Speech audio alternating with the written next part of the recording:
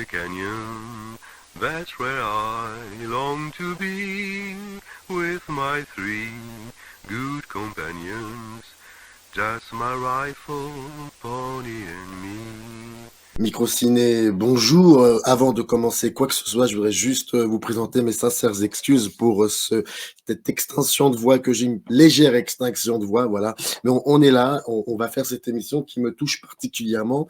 On va parler d'un film important et fondamental qui a pris le temps de s'inscrire dans l'histoire du cinéma, qui aujourd'hui, je pense, si j'ai bien compris, est une évidence. Le film s'appelle Casualties of War. En français, c'est Outrage au pluriel. C'est un film réalisé par Brian De Palma. Pourquoi ce film? Parce que ce livre qui s'intitule Outrage, et le sous-titre est très important, de Daniel Lang à Brian De Palma, et ce livre est écrit par Nathan Rera. Ce livre a été édité chez Rouge Profond. Je remercie Guy Astic pour l'aide apportée à la conception de cette émission. Et ce livre a été édité en avril 2021. Et Nathan Rera est là aujourd'hui pour en parler. Il faut savoir que ça a mis du temps, mais il est là et je suis vraiment très content. Comment allez-vous? Je vais bien, et j'espère que vous aussi, en dépit de cette petite extinction de voix. Mais je voudrais savoir tout simplement, que s'est-il passé le 2 juin 2018 à la Cinémathèque française? J'étais extrêmement déçu de ne pas avoir pu me rendre à la masterclass de Brian De Palma dans le cadre de la rétrospective de son œuvre, d'autant que je savais que cette masterclass était introduite par la projection de Casualties of War, et donc j'ai attendu avec impatience que la vidéo soit mise en ligne, et la vidéo de la masterclass a été mise en ligne, je crois, 2 ou 3 jours après, et j'ai été absolument bouleversé de voir que Brian De Palma était incapable de poursuivre l'une de ses réponses à Bernard Benoliel au sujet du film, lorsqu'il évoquait la musique d'Ennio Morricone, qui l'avait profondément marqué, et donc il s'est arrêté, des larmes ont embué son regard, et il n'a pas pu continuer pendant quelques instants. Il y a eu un espèce de gros blanc, puis ensuite il a poursuivi, et la masterclass s'est ensuite très bien poursuivie. Mais voilà, donc j'étais assez sidéré de voir la carapace de De Palma se fendre comme ça en direct. Et donc je me suis dit, en fait, c'était un peu la confirmation de ce que je pensais, c'est-à-dire que je pensais que Outrage était un film très important dans l'œuvre de De Palma, un film très personnel qu'il avait porté en lui depuis de longues années, plusieurs décennies en réalité, et d'ailleurs il l'exprime très bien dans l'entretien avec Samuel Blumenfeld et Laurent Vachaud, où il revient très largement sur la jeunesse de ce film, et donc ça a été un petit peu l'étincelle qui m'a persuadé de donner corps à ce projet de livre qui trottait dans ma tête déjà depuis quelque temps. À quoi, selon vous, vous répondez un peu dans le bouquin, mais selon vous, ces larmes viennent d'où et pourquoi ces larmes? Je pense tout simplement qu'elle le renvoie à un ensemble de choses. Oui, effectivement, c'est cette histoire qui l'a profondément bouleversé. Brian De Palma a fait partie des lecteurs du texte de Lang lorsque le texte de Daniel Lang a été publié dans le New Yorker en octobre 1969, puisque Outrage est basé sur l'enquête d'un journaliste qui porte sur, entre guillemets, un fait divers de la guerre du Vietnam, qui s'est déroulé en novembre 1966. Donc un groupe de soldats, une petite patrouille de soldats américains, a kidnappé, violé et assassiné une jeune Vietnamienne, une villageoise, et seul l'un des membres de la patrouille s'est opposé au viol, puis au crime, et ensuite a décidé de dénoncer ses camarades auprès de sa hiérarchie, au point de diligenter une enquête et des procès en cour martiale. Donc cette histoire, De Palma la découvre en 1969, et d'emblée, il est saisi par la force, la puissance du récit de Lang, et il y voit en fait une sorte de métaphore de l'implication américaine au Vietnam. C'est-à-dire que pour lui, le viol de cette jeune femme, c'est un peu le viol d'une nation entière.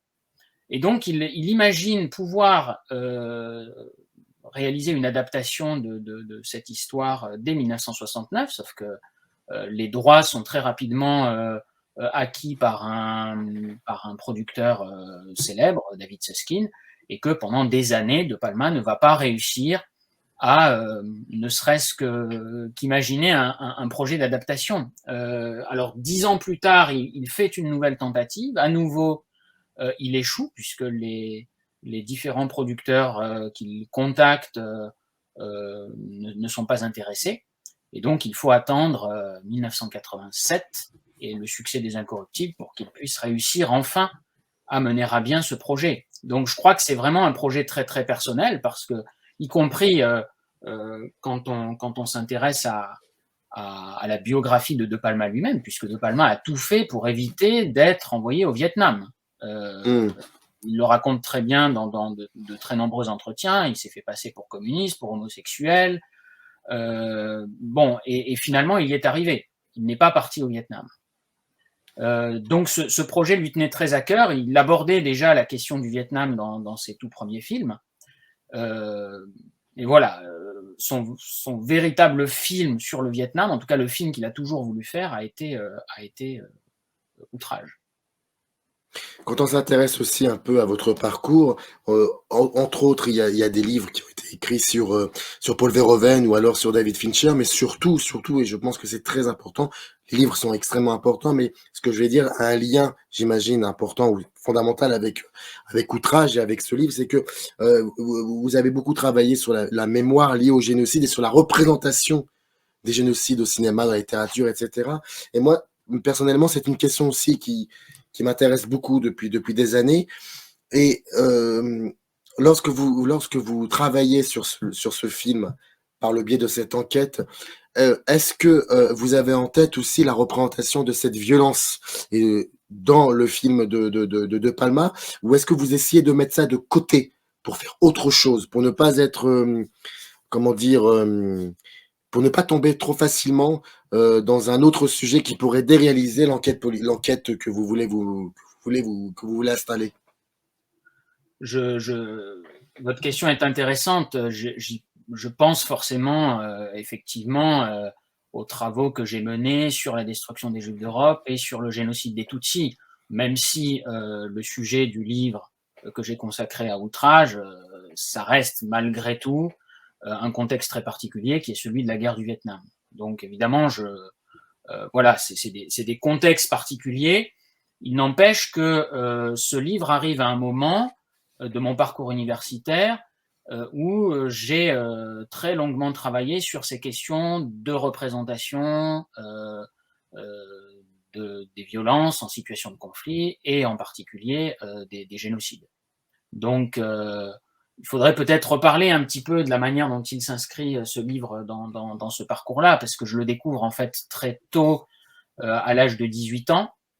Et c'est vraiment un film qui me marque profondément, qui me hante profondément pendant des semaines, des mois et voire plus, puisque Outrage est un film que j'ai revu à de très très nombreuses reprises, entre donc ma découverte du film en 2002 et les débuts de mes recherches pour ce projet de livre en 2018.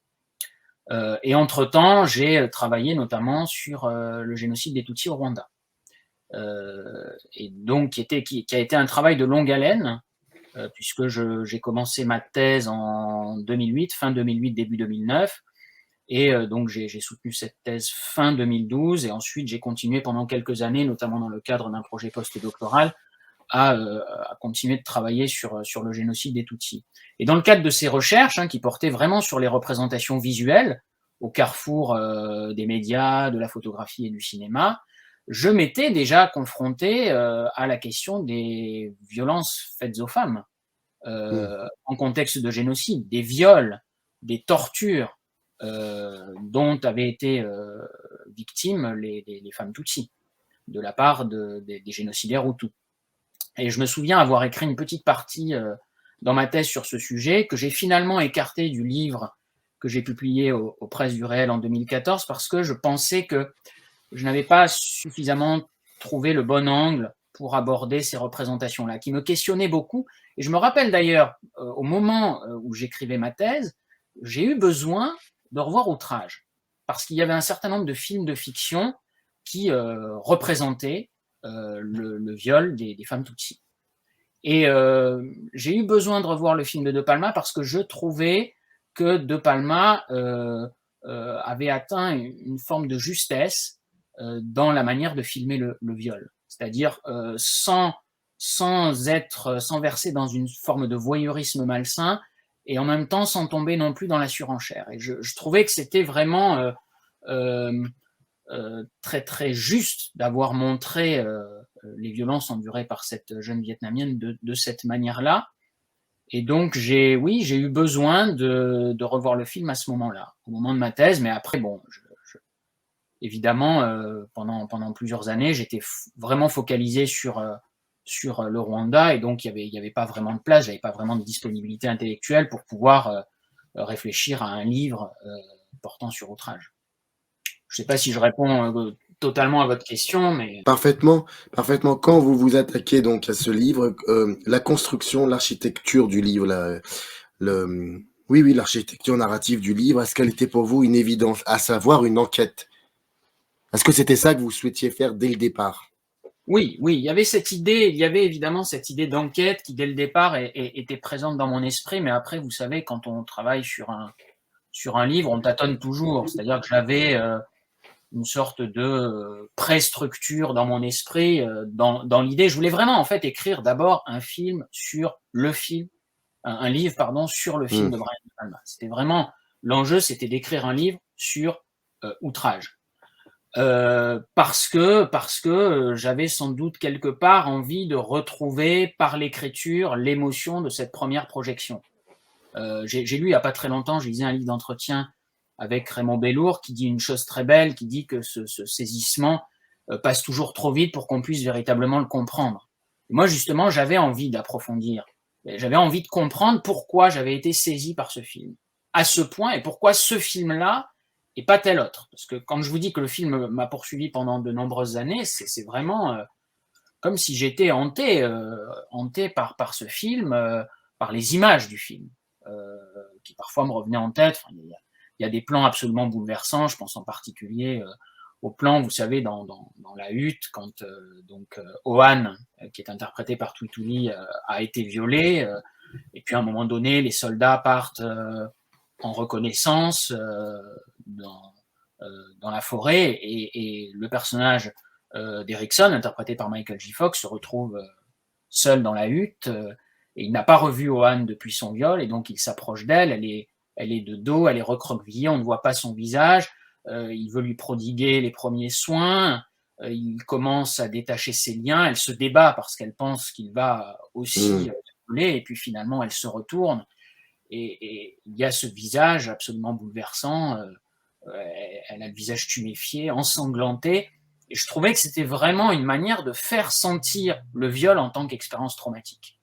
Et donc ça m'avait profondément saisi la toute première fois que j'avais visionné le film. Et donc, voilà, je pense que l'idée de départ, c'était ça, c'était vraiment essayer de comprendre comment De Palma avait mis en scène cet événement et toutes les questions de mise en scène, éthique, politique que cela lui avait posé. Donc voilà, et en même temps, ce qui était assez difficile pour moi, c'était de quitter la posture première du spectateur ou du cinéphile pour regarder le film vraiment avec l'œil de l'analyste et avec l'œil de l'historien.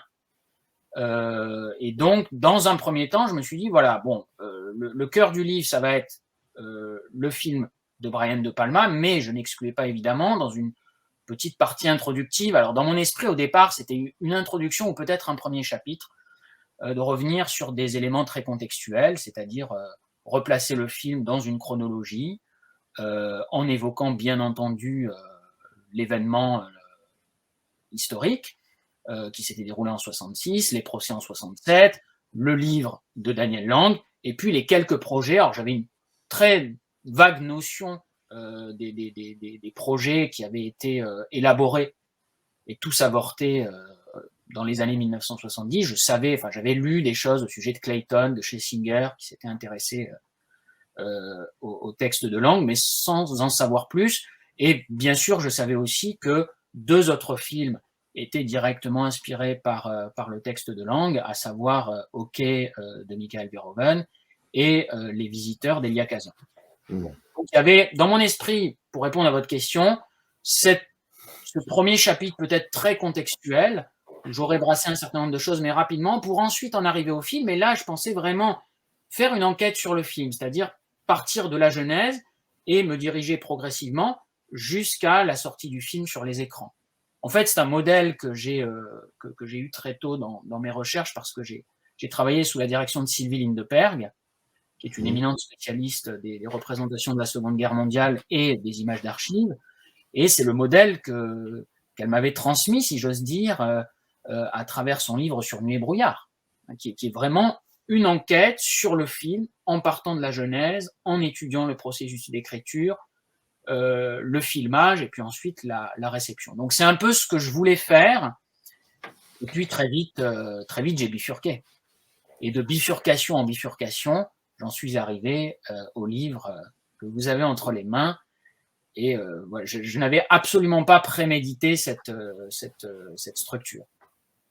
Oui, mais ce qui est assez beau, c'est que on a l'impression de vous accompagner au fur et à mesure du livre, et que vous-même, alors que quand vous c'est une sensation bizarre que j'ai ressentie, c'est que en lisant, en vous suivant, j'étais pas sûr que vous arriviez au bout finalement. C'est très très très bizarre. C'est que il y avait, alors qu'on connaît tous un peu comment tout cela s'est terminé, mais c'est quand j'insiste beaucoup sur le mot enquête, dans l'idée même que c'est une espèce de road movie, qui est le genre du cinéma par excellence. C'est une banalité de le dire, mais c'est ça. C'est pour ça que j'insiste beaucoup sur l'architecture du livre et sur la manière, comment ça a été écrit. Cette sensation de vous voir essayant de forcer des portes, essayant aussi à tout prix de pouvoir dialoguer avec De Palma qui n'est pas, ou alors ou Sean Penn. On sent aussi que finalement tout est lié à ce film, tout est lié à cette histoire qui n'est pas si évidente que ça. Oui, tout à fait, tout à fait. Ce que vous dites m'évoque les propos d'un historien illustre qui s'appelle Paul Venn, qui a dit que l'histoire est un récit d'événements. Et moi, ce terme de récit, très tôt, il trottait dans ma tête, parce que ce que je voulais faire, c'était en réalité un double récit. À la fois le récit de toutes ces années qu'il avait fallu à De Palma pour réussir, in fine, après la parution du texte de langue, à faire son film. Et je ne me doutais pas qu'il y avait autant d'histoires autour de ce projet d'adaptation. Et d'autre part, l'histoire de ma propre recherche, parce que rapidement, cette recherche est aussi devenue une quête intime, une quête personnelle, qui m'a renvoyé à des choses très profondes, à mon histoire familiale. Bon, on va peut-être pas en parler ici pour laisser au lecteur le plaisir si j'ose dire, de découvrir la conclusion, mais voilà. Et donc, si vous voulez, il fallait que je donne au lecteur le sentiment de ce qu'avait été cette enquête, y compris donc sur le temps long, y compris toutes les impasses, toutes les embûches qui s'étaient présentées sur ma route et que j'avais dû contourner, résoudre. Et donc voilà, pour moi, ça a été vraiment très important de laisser tout cela apparent. C'était pas, comment dire, c'est pas une chose que j'avais préméditée. Je ne pensais pas au départ que l'écriture me conduirait à cela, mais in fine, j'ai trouvé que c'était la manière la plus juste et la plus honnête de rendre compte de ce qu'avait été cette enquête. Et aussi parce que, en tant que lecteur, parfois, je peux être assez frustré quand je lis des enquêtes sans savoir véritablement comment les enquêtes ont été réalisées très, très concrètement. Et donc, voilà, je voulais faire sentir cela au lecteur et en réalité répondre à des questions que moi-même je me posais. C'est-à-dire que quand j'ai commencé à mettre un petit peu le doigt dans l'engrenage et à creuser, à fouiller, alors pour vous dire comment j'ai travaillé concrètement, hein, il y avait d'abord, je travaillais d'une part sur le film de De Palma exclusivement, en menant des entretiens. Donc ça, c'était en fait la colonne vertébrale de mon travail. C'était dans un premier temps de mener des entretiens avec les membres de l'équipe du film. Et là aussi, initialement, je ne pensais pas faire un travail de cette envergure-là, parce que j'ai commencé à dialoguer avec David Rabe, donc le scénariste. David Rabe m'a envoyé très tôt plusieurs versions de son scénario. Et au fil de nos échanges, qui ont pris exclusivement la forme d'une correspondance écrite, je me suis aperçu que David Rabe avait énormément de choses à dire et qu'il me permettait d'avoir en fait, des entrées dans le film que je n'avais pas soupçonnées. Et donc à partir de là, j'ai ensuite voulu entrer en contact avec Art Linson, et la discussion avec Art Linson a été passionnante. Et Art Linson m'a apporté des éclairages que Rabe n'était pas en mesure de m'apporter, puisqu'il ne se trouvait pas au même moment, au même endroit, que Rabe n'avait pas assisté au tournage, contrairement à Linson. Et donc, progressivement, je me suis dit, mais en fait, il faudrait croiser les témoignages. Et c'est ce qui va me permettre, sachant que je n'ai pas assisté au tournage et que j'essaie de reconstituer le tournage 30 ans après, donc évidemment avec toutes les limites que cela suppose, il me semblait que c'était la meilleure manière de procéder. Et d'autre part, je travaillais sur tout ce qui avait précédé le film de De Palma. Et en fait, je suis allé un petit peu à rebours, si vous voulez, un peu comme l'archéologue, qui travaille d'abord sur les couches les plus récentes et qui progressivement va creuser un petit peu plus loin. Et donc, je remontais progressivement en arrière, les projets des années 70, le travail de langue à la fin des années 60 et l'événement en 66. Et les questions que je me posais, c'était d'abord pourquoi il y a eu autant de projets inaboutis. J'avais quelques hypothèses dans mon esprit, mais mes recherches ont évidemment apporté des éléments de réponse par rapport à tout cela. Donc, Clayton, j'avais entendu parler de Clayton, mais c'était très vague. J'avais une très maigre piste et je n'en savais pas davantage. Je ne savais pas que j'allais, quelques semaines ou quelques mois plus tard, arriver à trouver un fonds d'archives qui me permettrait de pénétrer en quelque sorte dans la boîte noire de ce premier projet. Puis ensuite, il y avait, je me posais pas mal de questions au sujet d'Ok, le film de Michael Verhoeven, réalisé par un Allemand. Bon, je me disais, mais comment se fait-il qu'un Allemand ait eu l'idée de réaliser un film qui était réputé comme étant la première adaptation de l'histoire, enfin du récit de Daniel Lang au cinéma. Et en fait, OK, c'était un film dont tout le monde parlait, mais que personne n'avait jamais vu, parce qu'il a été invisible pendant 50 ans. Donc là, il y a eu aussi une autre enquête pour essayer de retrouver le film et de le visionner. Alors, je vous raconte pas, hein, ça a duré quasiment 1 an avant que je réussisse à mettre la main sur le film.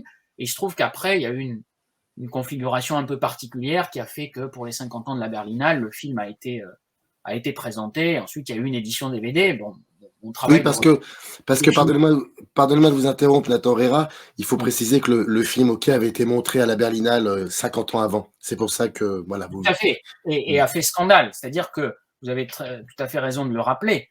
Ce film était essentiellement connu pour le scandale qu'il avait entraîné lors de sa présentation à la Berlinale en 1970, puisque le film est projeté. Il déclenche l'ire de George Stevens, qui est le président du jury, qui va essayer de manigancer pour l'exclure de la sélection, puis il n'y parvient pas, et puis toutes ces manœuvres éclatent au grand jour, et de fait, la Berlinale doit s'interrompre, aucun prix n'est remis cette année-là, et donc c'est un peu la légende de hockey qui a perduré tout au long des décennies qui ont suivi, mais le film était introuvable. Je crois que d'ailleurs De Palma lui-même souhaitait voir le film avant de tourner Outrage, et il n'y a pas réussi. Il m'a confié que finalement il l'a vu quelque temps après avoir tourné son propre film. Donc bon, voilà, donc il y avait toute cette histoire-là, puis après il y avait tout le travail de Lang, le travail d'investigation de Daniel Lang qui m'intéressait beaucoup. Alors, j'avais lu son texte dans les archives du New Yorker, et puis il se trouve qu'au début de mes recherches, les éditions Alia ont publié la traduction française, qui est excellente, hein, soit dit en passant, de ce texte. Donc voilà, mais je connaissais très peu de choses sur Daniel Lang. Donc il me semblait que là aussi, il y avait matière à faire en allant creuser un petit peu, puisque c'est quand même Daniel Lang qui, le premier, s'était intéressé à cette histoire. Sans Daniel Lang, cette histoire serait tombée dans les oubliettes, manifestement. Et puis après, dernier stade de ma recherche, c'était évidemment essayer de retrouver les archives militaires, les transcriptions des procès, et de basculer véritablement dans l'événement. et en fait, tout ce travail que j'ai mené à rebours, dans le livre, je prends les choses à l'envers puisque je pars de l'événement historique pour ensuite remonter au film de Brian De Palma. Vous disiez que lorsque vous avez commencé à travailler sur le livre, vous-même, vous aviez des questions que vous vous posiez.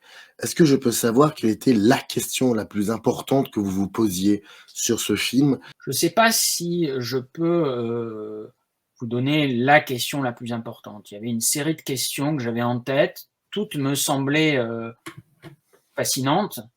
Mais peut-être que la question principale que je me posais, c'était une question en fait très intime. Pourquoi ce film m'a à ce point bouleversé? Parce que j'avais déjà vu des films, enfin j'ai été biberonné en quelque sorte aux films de guerre, hein. J'avais vu quantité de films sur le Vietnam avant celui-ci. D'ailleurs, je pense que quand j'ai voulu voir Outrage pour la toute première fois, donc je l'ai vu à 18 ans, c'était sans doute un peu pour les mauvaises raisons, parce que je pensais que voilà, ce film s'inscrivait dans la continuité de tous les précédents films que j'avais vus sur le Vietnam. Et en réalité, j'ai été très déstabilisé parce que c'est un film qui a pour cadre le Vietnam, mais c'est bien plus qu'un film sur le Vietnam. Et voilà, donc je pense que la question principale qui en fait sous-tend toutes les autres, c'est une question très intime. Pourquoi ce film m'a à ce point remué? Pourquoi ai-je eu besoin de revoir ce film à de très nombreuses reprises? Et pourquoi l'émotion que j'éprouvais lors du visionnage me semblait à chaque fois intacte? Et ça a été vraiment quelque chose qui m'a porté. Jacques Rancière dit des films de Béla Tarr que les lieux chez Béla Tarr, ce ne sont pas des lieux qui montrent, que l'on voit, ce sont des lieux qui contiennent des choses et progressivement on s'aperçoit que on est contenu dans ces lieux. C'est ce qui donne une sensation très très bizarre avec le cinéma de Béla Tarr. Est-ce que vous aviez eu cette sensation-là aussi avec Outrage? Oui, je sais pas si je dirais les choses dans ces termes-là, mais effectivement, ça me renvoyait à beaucoup de choses très, très personnelles. Ça me renvoyait à une histoire familiale lointaine qui avait eu maille à partir avec plusieurs guerres du XXe siècle. Et donc oui, très vraisemblablement, cela touchait à des choses très, très profondes. C'est pour ça que parfois je dis que ce travail a été quasiment un travail de thérapie, ou un travail quasi psychanalytique, parce que et je l'avais absolument pas soupçonné au départ, mais effectivement, quand j'ai commencé à vraiment creuser toutes ces questions-là, et puis en discuter autour de moi, en discuter avec certains membres de ma famille, bon, il y a effectivement des choses qui ont ressurgi, et je crois qu'aujourd'hui, au terme de ce livre, je comprends beaucoup mieux pourquoi j'en suis arrivé à travailler sur ces sujets. Je parle de la guerre, mais je peux aussi parler des génocides. Parce que quand on Oui. commence à travailler sur ces sujets, alors on n'en ressort pas indemne, on en ressort transformé, et manifestement, on continuera d'y travailler. En tout cas, c'est la manière dont je perçois les choses. Il y a beaucoup de choses à dire hein, sur le livre, sur l'intériorité du livre. Permettez-moi juste de soulever deux, trois choses, non pas qui sont pour moi les plus importantes du livre, mais c'est deux, trois choses sur lesquelles j'aimerais bien discuter avec vous. Par rapport à l'article du New Yorker, Daniel Lang insiste beaucoup, en tout cas, ce qui tourne, la chose la plus importante dans l'article, si j'ai bien compris ce que vous propose, c'est cette histoire de viol. Et quand on s'aperçoit comment les adaptations qui ont existé avant que le film de Palma existe, très souvent, c'était pas ça le plus important dans les adaptations. C'était quelque chose qui était pas forcément mise de côté, mais on n'insistait pas forcément sur ça. Alors que l'article de Lang insiste surtout sur ça. Comment vous pouvez l'expliquer, ça, qu'il a fallu du temps pour que ça ne soit plus un détail, que cela fasse partie de la construction de l'horreur? Oui, le viol est perçu comme un détail de toutes les guerres à l'époque où Daniel Lang travaille sur son texte. Je pense que la question première qui a vraiment animé Lang et qui l'a conduit à mener cette enquête, c'est plutôt la question de l'attitude du soldat. Peut-être davantage que le viol, qui occupe une place très importante dans son texte, évidemment. Mais je pense que c'est vraiment la question de l'attitude du soldat qui décide, seul contre tous, de refuser de violer, alors qu'il se trouve sur une colline où personne ne les voit. Et donc, si à un moment donné, il souhaite de se désolidariser de ses camarades et ne pas violer, mais garder la chose pour lui, bon, voilà, très bien. Sauf que là, non seulement il s'oppose, alors certes, dans la réalité des faits, c'est quand même un observateur qui subit, qui est relativement passif. Dans le film de De Palma, on le voit à un moment donné prendre Ohan sous son bras et puis finalement, malgré tout, décider d'essayer de s'enfuir, chose que le soldat, le véritable soldat dans la réalité, n'a pas fait, ce qui le minera d'ailleurs considérablement après les faits. Mais voilà, c'est vraiment cette attitude-là. Qu'est-ce qui fait qu'un homme décide de s'opposer à un viol commis en dehors de tout cadre moral et voilà, décide finalement d'aller ensuite dénoncer ses camarades auprès de sa hiérarchie et donc de mettre sa vie en danger. Donc c'est quelque part aussi la question de la responsabilité individuelle qui intéressait beaucoup Daniel Land.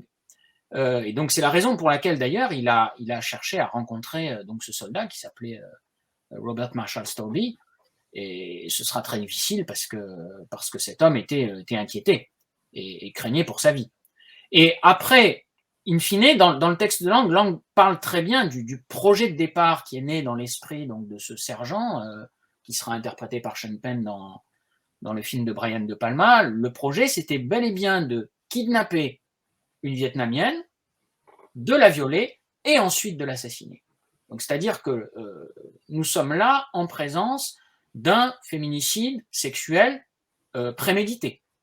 Et ce qui est très intéressant quand on plonge dans la fabrique de tous les scénarios, y compris des tout premiers films, hein, je mets OK également dans cette catégorie-là, c'est qu'on s'aperçoit que la préméditation disparaît.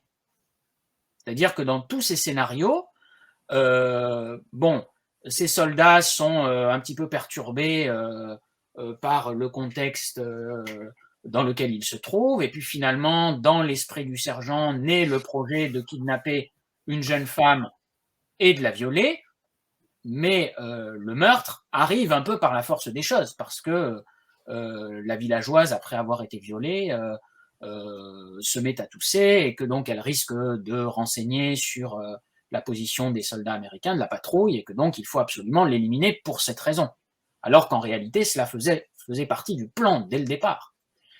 Et y compris dans le scénario de David Weib, cette dimension disparaît.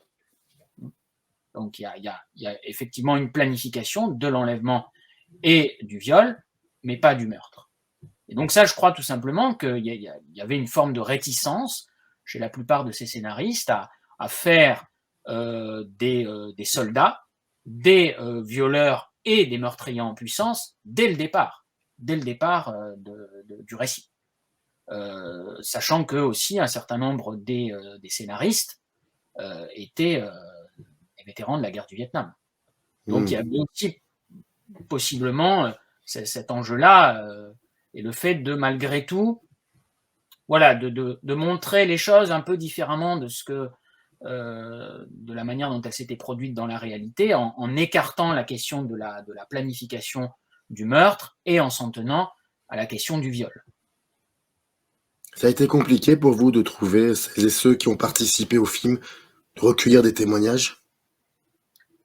Ça a été, je dirais, pas tant compliqué que cela. J'aurais pu le craindre, mais finalement, ça a été surtout très chronophage comme travail, parce que effectivement, alors quand je m'entretenais avec certains d'entre eux avaient gardé des contacts avec d'autres, donc ils pouvaient me mettre en relation avec d'autres membres de l'équipe, mais pour d'autres, c'était beaucoup plus difficile. Parfois, j'étais vraiment dans la peau du détective, en essayant de trouver une adresse mail, un numéro de téléphone. Et voilà, pour certaines personnes, ça a été très long. Ça a été très, très long.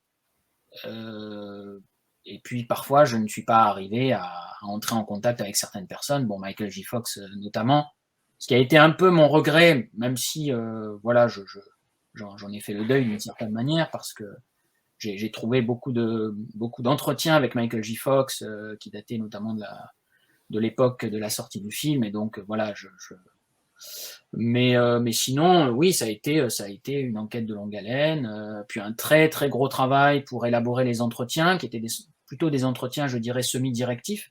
C'est-à-dire que j'avais des questions de type que je posais à peu près à tous les membres de l'équipe, mais ensuite je m'adaptais en fonction en fonction du rôle que jouaient les uns et les autres au sein de l'équipe. Et puis après, il y avait aussi un travail de traduction très important, puisque la plupart des entretiens se faisaient en langue anglaise. Donc ensuite, il fallait traduire. Et très souvent, mais c'est vraiment quelque chose qui m'a frappé, et c'est propre à ce travail-là, j'ai trouvé tous ces gens d'une très grande disponibilité. Parce que je pense le film comptait beaucoup à leurs yeux. Et donc très souvent, je faisais un premier entretien, et ensuite nous revenions ensemble sur des points de détail, par téléphone, par mail. Je redemandais des précisions, alors avec certains plus qu'avec d'autres, hein. J'ai eu des échanges très qui se sont poursuivis sur la durée. Je pense en particulier avec Eric Schwab, hein. On a dû avoir une correspondance quasi hebdomadaire, avec de très longs mails où on parlait de beaucoup de choses sur le film et autour du film. Bon, c'était extrêmement enthousiasmant. Avec Holt McCallany et également, j'ai beaucoup échangé avec lui. Il était d'ailleurs très surpris que je le contacte, parce qu'il avait un tout petit rôle dans le film. Il apparaît une poignée de secondes à l'écran. Il m'a dit, mais enfin, il était très très surpris, et en fait, je n'ai pas regretté, parce que les anecdotes Colt McCallany m'a rapporté, il a une très très bonne mémoire, ont été absolument décisives pour éclairer certains aspects du tournage. Donc voilà, l'idée c'était... Ah oui, oui. Le tournage, bah c'est ça. Alors parce que voilà, là tout le moment du tournage que vous évoquez dans le livre, et c'est juste assez ahurissant. On ne soupçonne pas ce qui. Est-ce que c'était alors on savait un peu ce qui s'était passé via certains propos de Brian De Palma, notamment surtout sur la relation entre Sean Penn et Michael J. Fox pendant le tournage, qui est assez ahurissant. D'ailleurs, je voudrais vous poser une question par rapport à ça. Est-ce que Sean Penn on a conscience aujourd'hui? Il en était parfaitement conscient, c'était totalement calculé. Incroyable. Oui, incroyable. Et puis, bon, je rapporte un certain nombre d'anecdotes hein, dans le livre. D'ailleurs, il a un peu contaminé, si j'ose dire, certains acteurs comme Don Harvey. Il y a une anecdote qui est absolument savoureuse où, je crois, Don Harvey, qui m'a été rapporté d'ailleurs par Holt McCallany, où Don Harvey un soir appelle Sean Penn dans sa chambre d'hôtel, et puis en fait, il lui parle comme s'ils étaient vraiment dans le film. Hein. Il faut qu'on imagine un plan pour assassiner Erickson. Alors, est-ce que tu es prêt à minuit ou 1h du matin, je sais plus. Et puis finalement, Sean Penn s'est endormi au bout du fil, quoi. Bon, voilà. Donc c'est, mais oui, Sean Penn était parfaitement conscient de comment dire, de la manière dont il souhaitait interpréter son personnage, et du fait qu'il devait être le personnage 24 heures sur 24. Ce qui a causé quelques problèmes à Michael J. Fox. Après, leur mésentente ou leur animosité légendaire, j'aurais tendance peut-être un petit peu à la nuancer, parce que je pense que Michael J. Fox était lui aussi conscient que ce que Sean Penn faisait, c'était pour le bien du tournage, et parce qu'il souhaitait que cette animosité-là entre son personnage et le sien soit visible à l'écran. Mais ils sont restés en bons termes finalement à la fin du tournage. Donc voilà, c'était deux conceptions du jeu de l'acteur évidemment très, très différentes. Vous avez été surpris des propos qui vous ont été qui ont été remontés par rapport à ce tournage particulier et atypique?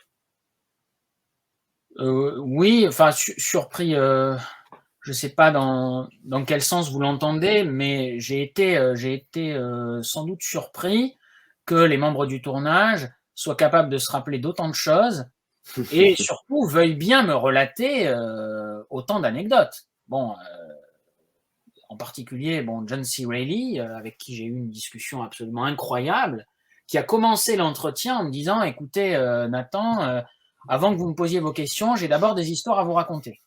Alors, vous allez m'écouter, je vous raconte ces histoires, et puis après, vous me poserez vos questions. Et je crois qu'il est parti en roue libre pendant à peu près 20 ou 30 minutes.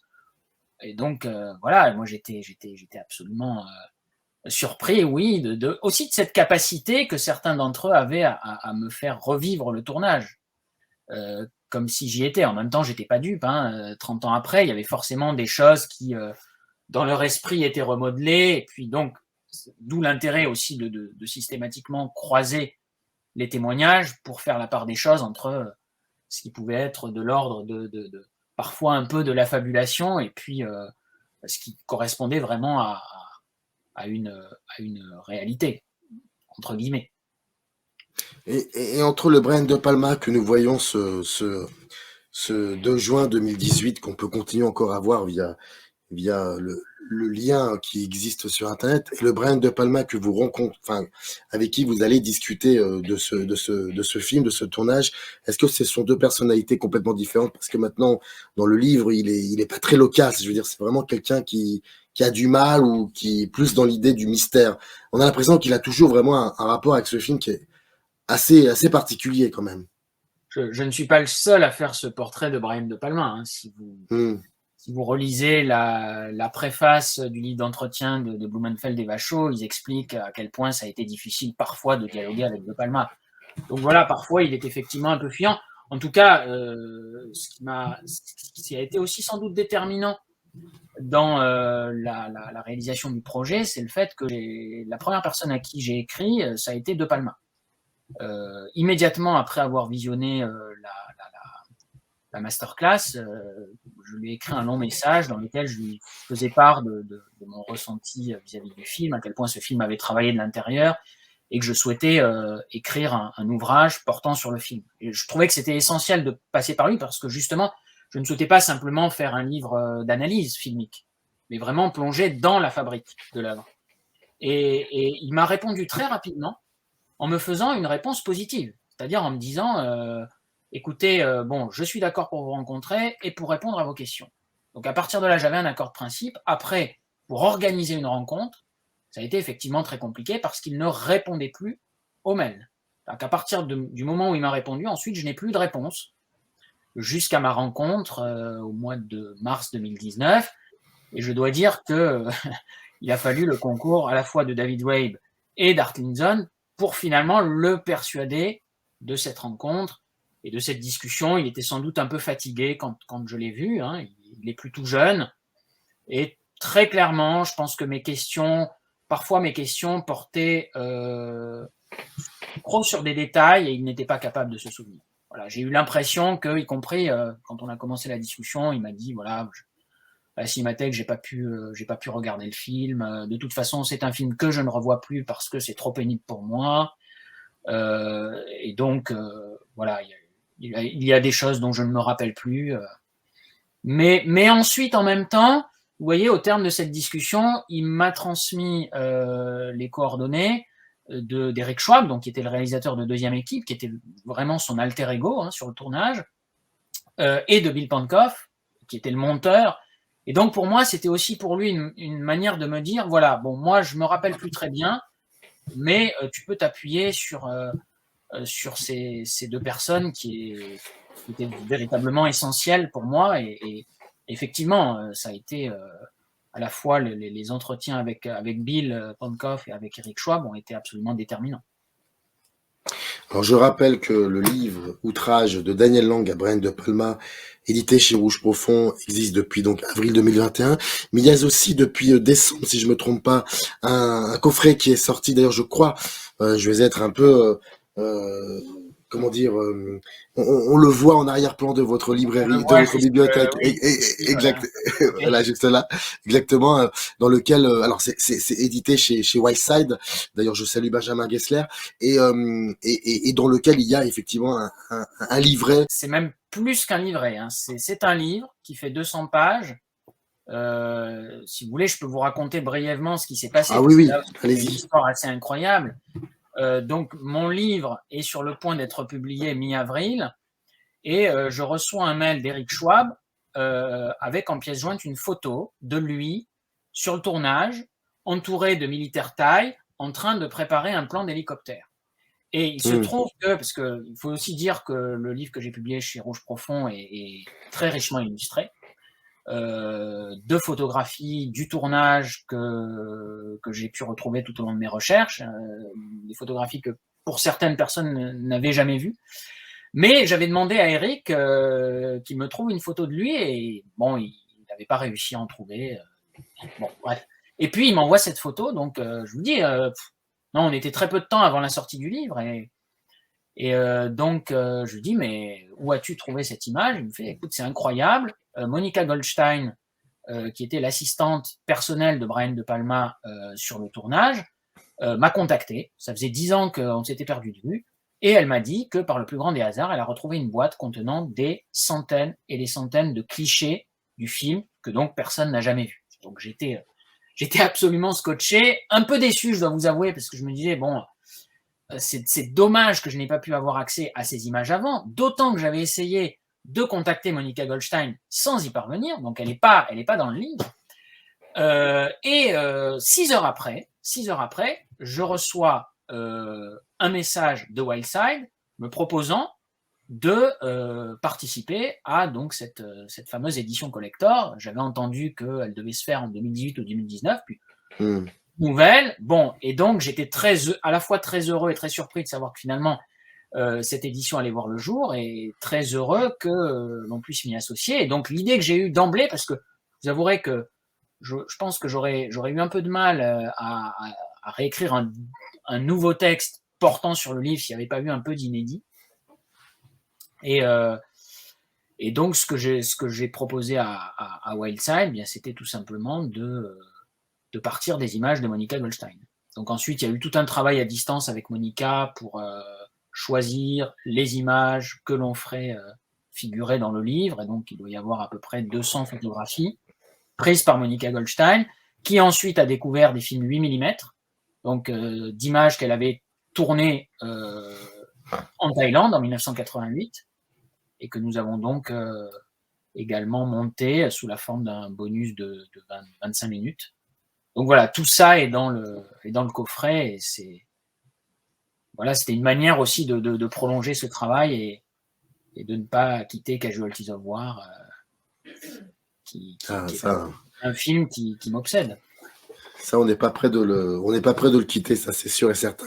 Dans le descriptif de cette vidéo, vous aurez plusieurs liens, dont celui qui vous permettra de vous procurer ce livre, mais aussi le coffret, collector Wildside. Et il y aura aussi un lien qui renverra directement à la petite séquence où on voit Brian De Palma parler du film. Ça a été vraiment un plaisir. Sachez que on a dit peut-être 5%, même pas, peut-être aller 3-4%, parce qu'il reste vraiment beaucoup de choses à découvrir dans ce livre que je vous invite à vous procurer. Il est juste édifiant et c'est un plaisir de lecture. Merci beaucoup Nathan Rera, en tout cas, d'avoir accepté cet entretien. Merci à vous pour cette invitation. Je vous en prie, et à très vite, comme on dit. Générique. In the canyon, that's where I long to be, with my 3 good companions, just my rifle, pony and me.